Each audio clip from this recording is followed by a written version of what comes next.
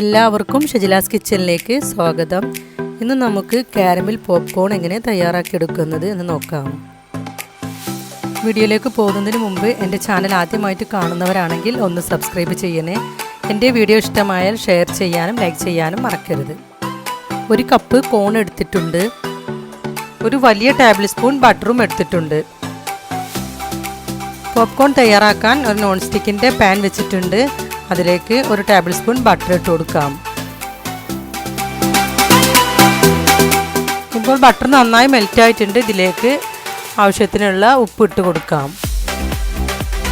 ഇനി ഇതിലേക്ക് ഒരു കപ്പ് കോൺ ഇട്ട് കൊടുക്കാം. ഒന്ന് മിക്സ് ചെയ്ത് കൊടുക്കാം. ഇപ്പോൾ ഇത് അടച്ചു വെച്ചിട്ടുണ്ട്. നല്ല ഹൈ ഫ്ലെയിമിൽ വെക്കാം.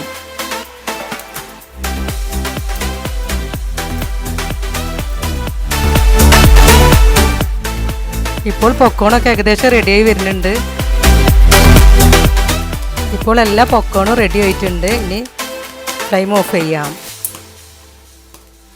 കാരമൽ ഉണ്ടാക്കിയെടുക്കാൻ ഒരു കപ്പ് പഞ്ചസാരയാണ് ഞാൻ ഇവിടെ എടുത്തിട്ടുള്ളത്.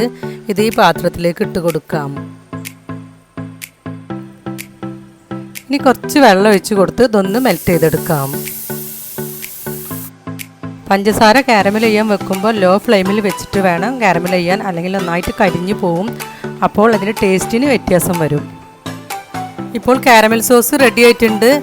ഇനി ഫ്ലെയിം ഓഫ് ചെയ്ത് കൊടുക്കാം. ഇനി ഇതിലേക്ക് ഈ പോപ്കോൺ ഇട്ട് കൊടുത്ത് മിക്സ് ചെയ്തെടുക്കാം. ഇത് നന്നായിട്ടൊന്ന് മിക്സ് ചെയ്ത് കൊടുക്കാം.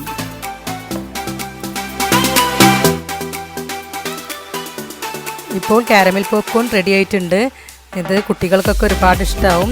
കുട്ടികളൊക്കെ വെറുതെ ഇരിക്കുമ്പോഴൊക്കെ പെട്ടെന്ന് ഉണ്ടാക്കി കൊടുക്കാൻ പറ്റുന്ന നല്ല ടേസ്റ്റുള്ളൊരു കാരമൽ പോപ്കോൺ ആണിത്. ഇതുപോലെ ചെയ്ത് നോക്കാത്തവരുണ്ടെങ്കിൽ തീർച്ചയായിട്ടും ചെയ്ത് നോക്കി അഭിപ്രായങ്ങളൊക്കെ അറിയിക്കുക.